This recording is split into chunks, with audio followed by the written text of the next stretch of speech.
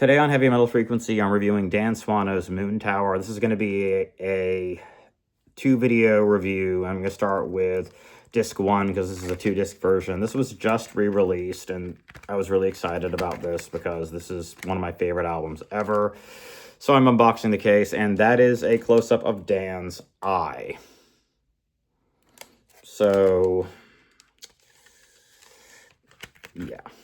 It's kind of like a combination of prog rock and melodeath, like a 70s prog album with death metal vocals. And it was, I guess you could say it was ahead of its time. He wanted to do a Edge of Sanity album that was no longer Edge of Sanity, that he had total control over. And so that's how this came about.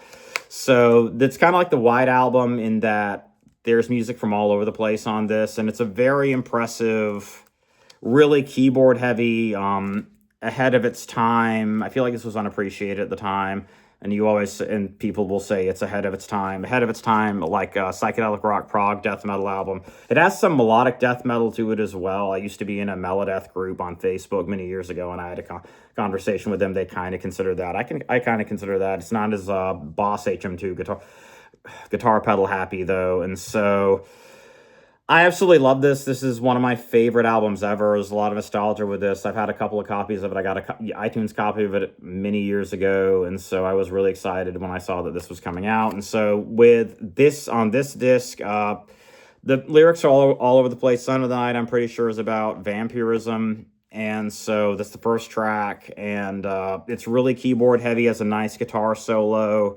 Patchworks it has kind of like an organ-esque feel to it, and there's all kinds of really cool stuff on here. Some like goth elements, the psychedelia elements. It's really technical. The instrumentation is more rock except for the vocals, and the drumming's more rock. Dan plays all the instruments. The drumming's more rock. There's some acoustic passages here and there.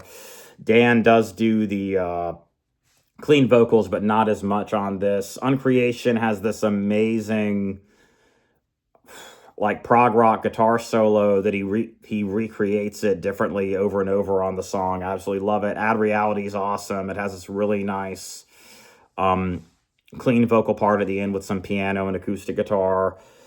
Creating Illusions is really cool. It has this really nice synth part that's really cool near the end of the song with the acoustics and synth at the same time. The Big Sleep is this kind of like atheism thing, like what if atheism exists, but whatever. And it has some almost like goth rock elements as well.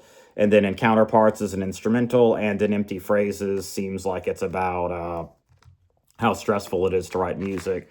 However, and yes, I'm presuming when this booklet here goes into great detail about all kinds of stuff, you should definitely pick this up, because it's about how he made this, and he wanted complete control as of his other projects, and it is fantastic. So I love this. I'm going to do the second disc soon, and so that's why I'm going to cut this off here, or I would keep going, but there's no need when I'm going to do disc 2 shortly.